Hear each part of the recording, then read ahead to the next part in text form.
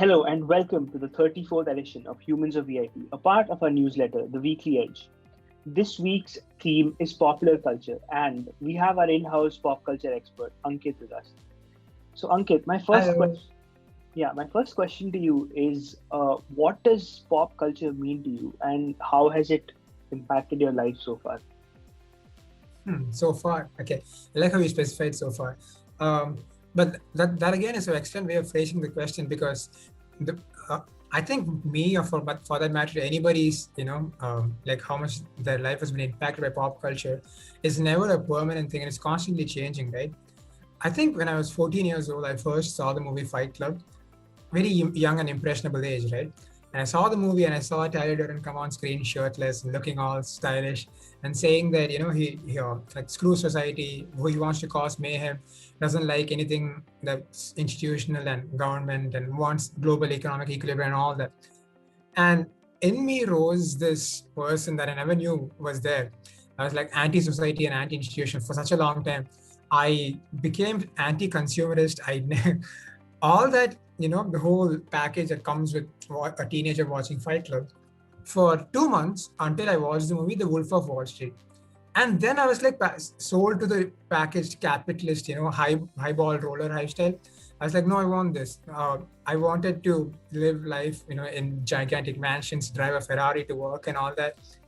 But then I think like a year or something later, I realized, wow, that was easy. Like I'm like my brain for the matter became like putty mode. Sorry, I don't know if I'm pronouncing it right. So what I'm trying to say is, and this is sort of a trend I've noticed in a lot of people.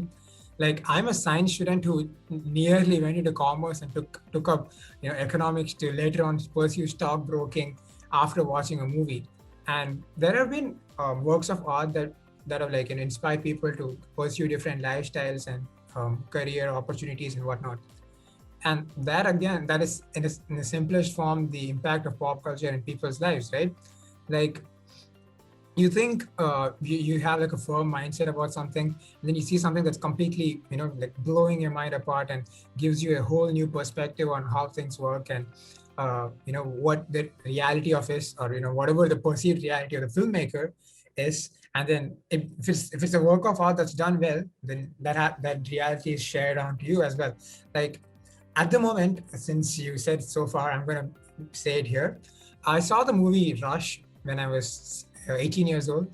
And at the time, I wasn't in any way into Formula One. But I saw the movie, and ever since that, I think the past 2 years, I have been an ardent fan of the sport.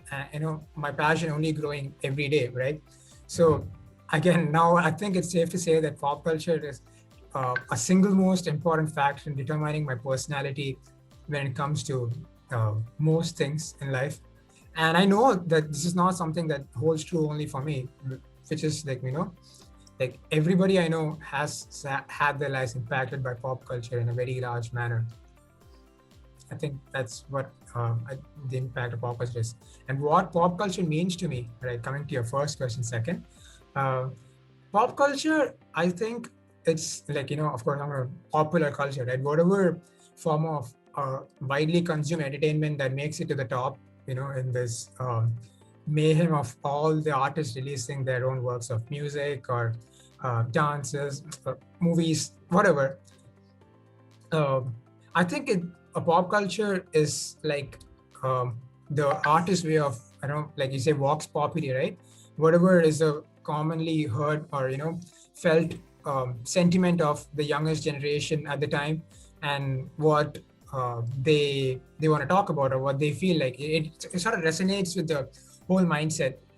And most for the we've observed like a trend, it changes throughout the generations. In the 1950s, with the arrival of Marlon Brando and James Dean, you had the whole counterculture movement, right? Until then, it was like almost looked up to and praised when a good hero in a movie was a family man who cared about institutional values and all that. And then you had these bad boys riding on bikes and having the girlfriend sitting behind them. So that was the new cool. And for a long time, that was considered to be vulgar and, extremely inappropriate.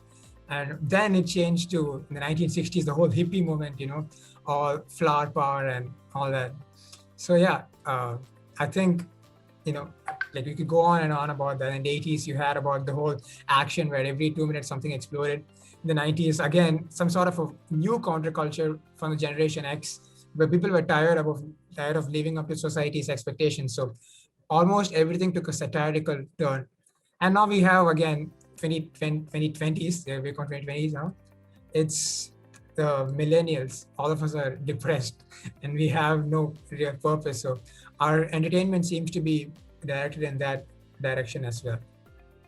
Yeah, okay. I think I rambled on for a bit too much there. Yeah, no, I mean, I think all of what you said was pretty relatable. Even I remember back in 10th grade, I wanted to pursue law after watching Harvey Specter and Mike Ross slate in American courts. Anyway, moving on to the second question which I have. So my second question is that like popular culture has been used to echo important social messages and highlight the social issues we are facing in life. For example, the Black Lives Matter protests, then mental health issues. As you pointed out, like the whole of society is depressed today. So many a times painted to be depressed. Correct. Many a times, pop culture does it well. They for example, BoJack Horseman showed mental health in the way it is. Obviously, it's an animated satirical show, but it portrayed it as it is. But on the other hand, a show like 30 Reasons Why, it made a complete mess of a very sensitive issue such as mental health. So what is your take on it? Like, where do we draw the line as such? As far as I know, misrepresentation of minority communities has always been a big issue in pop culture, right? Like every time you take one step forward, it's two steps backwards. And you might have movies like Black Klansman talking about why Black Lives Matter, and that those movies get a lot of traction. At the same time, you might have some other purely white centered movie that gives a black man a very stereotypical role of that. As I was saying, the filmmakers and any entertainment producers, mass producers of all sorts of widely consumed pop culture need to understand that they have a sort of responsibility in their hands, right? What is perceived as status quo for any community, for that matter, is what sort of an image that is portrayed in these popular forms of media. And if you have movies like Lakshmi Bomb or that one TV show whose name I can't quite place, was it something Patni Wo or something? That had extremely transphobic themes throughout the TV show with all sorts of problematic humor in it, right? And then passing it off as supposed LGBT representation and making their voices heard in the limelight. Like that's obviously completely unacceptable, right? Of course, it got taken off the air, but then the fact that something like that even got greenlit from the discussion board and went into production, that in itself is a huge problem considering the fact that we're in 2021, right? And we were talking about 13 Reasons Why and its problematic representation of mental health.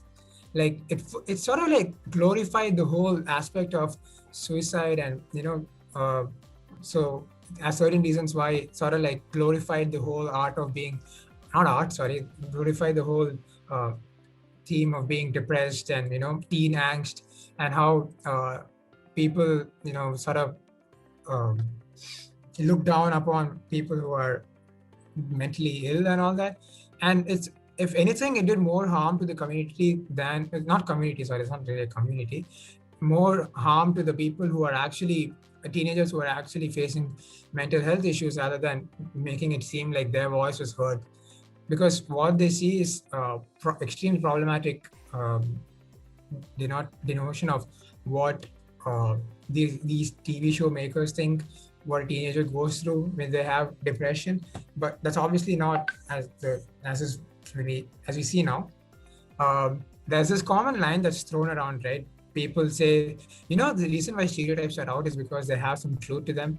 The thing is, that is simply, and again, one of those unacceptable lines, right? The truth is given by, suppose the truth is given by the people who are in the who are in control of the power dynamic, right? So no wonder they'll make it seem like they're feeding you the holy gospel by telling you that all black people talk in sort of a street way, or all Japanese or Chinese kids are extremely smart at math and very awkward, while interacting with women. And for all that matter, like a bunch of stereotypes that sort of like are still prevalent in widely consumed pop culture, all of which is a huge problem. And if not, like if like we have affirmative action for with like all sorts of pressing issues like representation of minorities and various jobs and institutions, education for all that matter, we need to have something like that in pop culture as well. I think it was 5 years ago, or 2015 2016 Oscars, there was this hashtag that went on Twitter that went something like Oscars so white, which talked about the fact that almost all the winners and nominees in the Oscar ceremony at that year were primarily white men.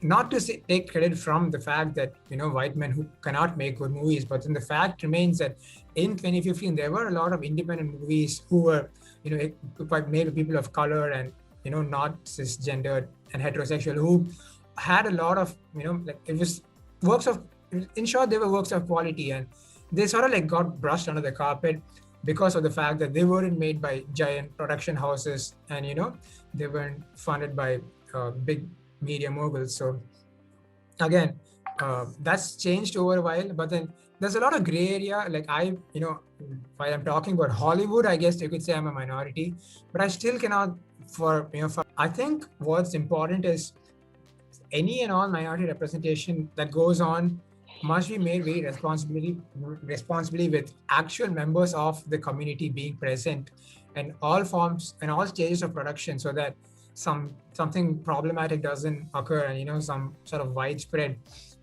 negative stereotype doesn't further propagate through the airwaves.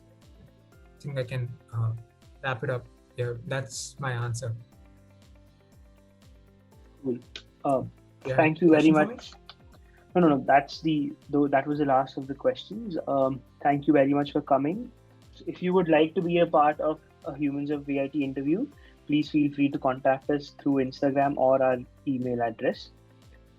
Thank you for watching.